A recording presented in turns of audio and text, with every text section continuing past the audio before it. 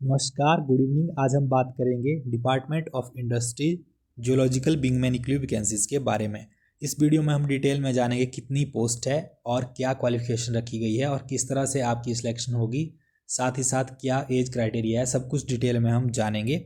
अगर चैनल पर नए हैं तो चैनल को सब्सक्राइब करना ना भूलें, साथ ही साथ वीडियो को अधिक से अधिक शेयर करें और लाइक करें। तो चलिए जानते हैं कितनी पोस्टें हैं। तो 80 पोस्टें हैं और ये खनन रक्षक की पोस्ट है department of industry geological wing में।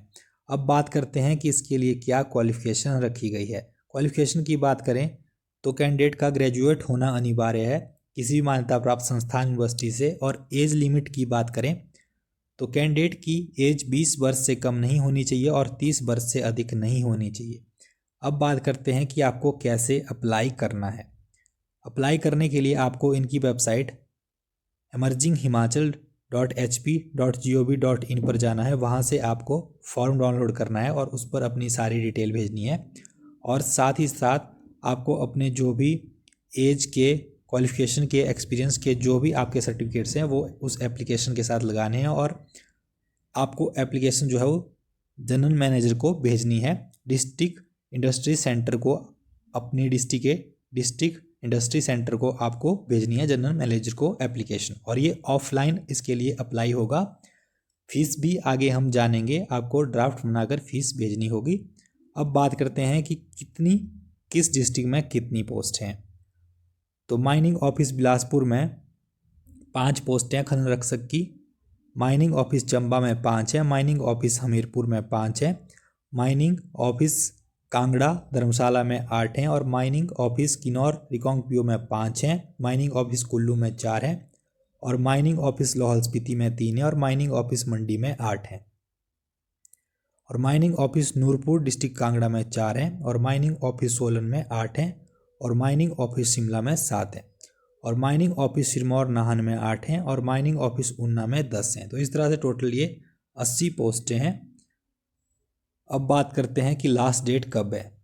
तो जैसे ही आपकी ये न्यूज़ पब्लिश होगी न्यूज़पेपर में, उसके 45 दिन के अंदर अंदर आप इसके लिए अप्लाई, 30 दिन के अंदर अंदर जो है अप्लाई कर सकते हैं। और 45 दिन जो ट्राइबल एरिया वाले हैं वो 45 दिन के अंदर अंदर इसके लिए अप्लाई कर सकते हैं। फीस की बात करें तो 200 रुपये रहेगी जनरल कैटेगरी के लिए और 66 रुपीज़ रहेगी SC ST और OBC के लिए।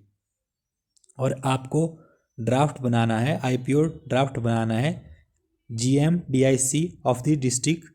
तो अपने डिस्ट्रिक्ट के GM DIC के नाम पर आपको ड्राफ्ट बनाना है। और 45 दिन के अंदर अंदर जो ट्राइबल एरिया वाले हैं और 30 दिन के अंदर अंदर जो लोअर हिमाचल एरिया वाले हैं उनको भेजना है। और मेरिट के आधार पर आपकी सिलेक्शन होगी। जो मोड ऑफ सिलेक्शन है आपका वो मेरिट के आधार पर होगी। डॉक्यूमेंट्स के आपको मार्क्स लगेंगे, साथ ही साथ आपकी क्वालिफिकेशन के जो मार्क्स होंगे डिग्री के, उस आधार पे आपकी सिलेक्शन की जाएगी।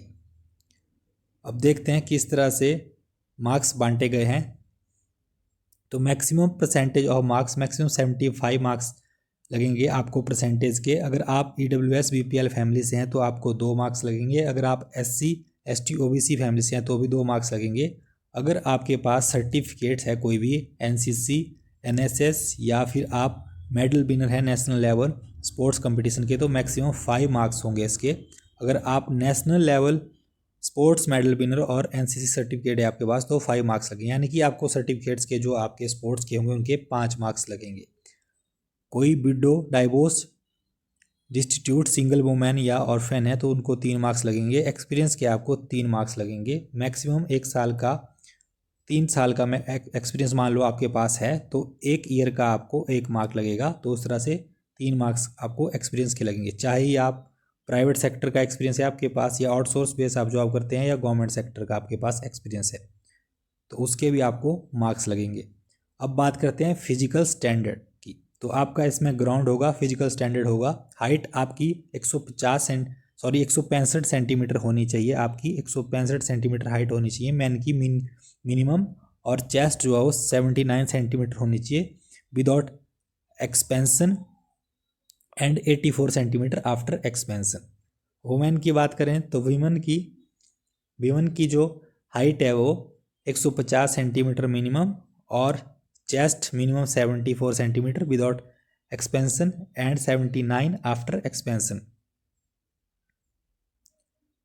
और जो स्टूल ट्राइब के कैंडिडेट हैं उनको फिजिकल स्टैंडर्ड में जो है वो 5 सेंटीमीटर की रिलैक्सेशन दी जाएगी और हाइट में 4 सेंटीमीटर की रिलैक्सेशन दी जाएगी विदाउट एक्सपेंशन। तो इस तरह से आप इस लेटर को पढ़ सकते हैं, या आपको हमारे टेलीग्राम चैनल हिम रीडर पर मिल जाएगा।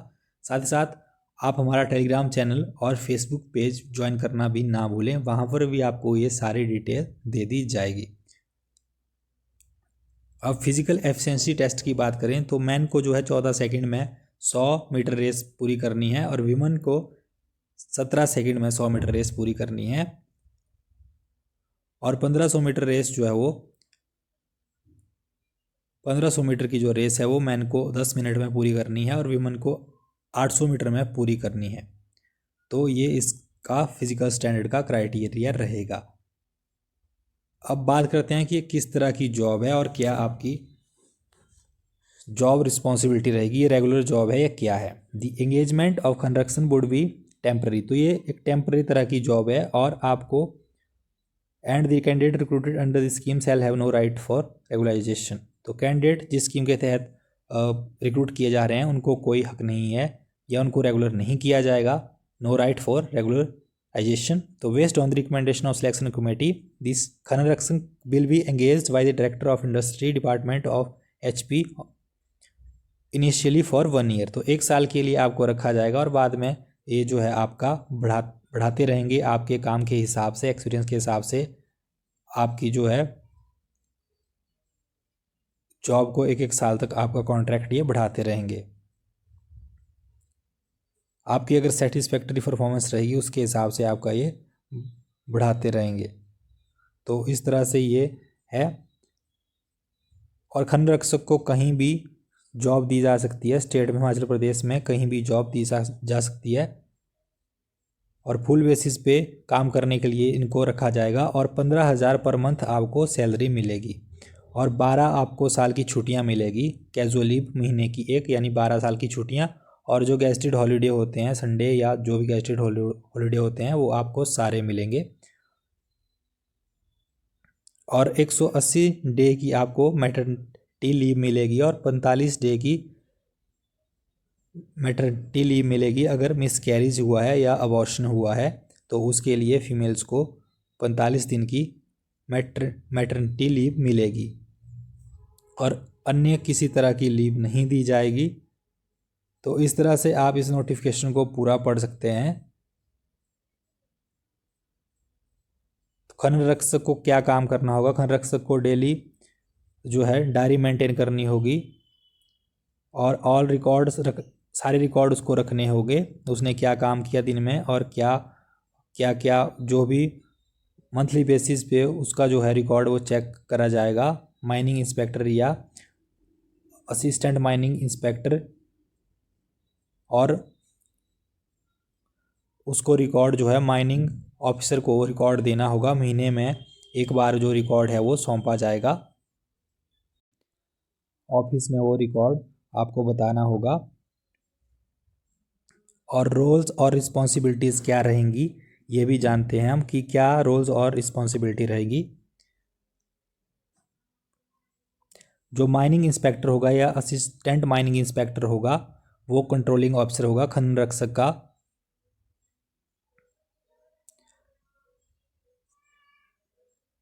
और क्या चेक करना होगा, while the mining officer will be his supervisory officer his responsibility include to check the illegal extraction transportation of the minerals with their jurisdiction allotted area. तो check करना होगा कि कहीं पे इलीगल माइनिंग तो नहीं हो रही है, कौन जो है वो ले जा रहा है मिट्टी, इलीगल माइनिंग या मिनरल्स या मिट्टी कौन ले जा रहा है इलीगली। तो ये आप सबको चेक करना होगा और नज़र रखनी होगी कि कहीं पे जो है वो इलीगल माइनिंग ना हो। तो इस तरह के काम रहने वाले हैं आपके। तो कैंडिडेट का हिमाचली बोनाफाइड होना अनिवार्य है और आपको क्या क्या डॉक्यूमेंट लगाने हैं साथ में ये भी आप देखिए। एज प्रूफ का सर्टिफिकेट आपको लगाना है यानी 10th का सर्टिफिकेट लगाना है। और एजुकेशन क्वालिफिकेशन की बात करें तो ग्रेजुएशन कंपलसरी है। पहले शायद जो माइनिंग गार्ड की पोस्टें थी उनमें 10th रखी जाती थी जो रेगुलर पोस्ट होती थी, इतना मुझे याद नहीं है लेकिन आप चेक जरूर कीजिएगा, लेकिन मेरे हिसाब से 10th ही होती थी। और आपके पास एम्प्लॉयमेंट रजिस्ट्रेशन का सर्टिफिकेट होना चाहिए और बोनाफाइड हिमाचली सर्टिफिकेट आपके पास होना चाहिए, और जो भी आपके डॉक्यूमेंट्स है एक्सपीरियंस के वो आपके पास होने चाहिए, और कैटेगरी के भी होने चाहिए। एनएसएस का 1 साल का होगा वो भी चलेगा, वो भी आपके पास होना चाहिए।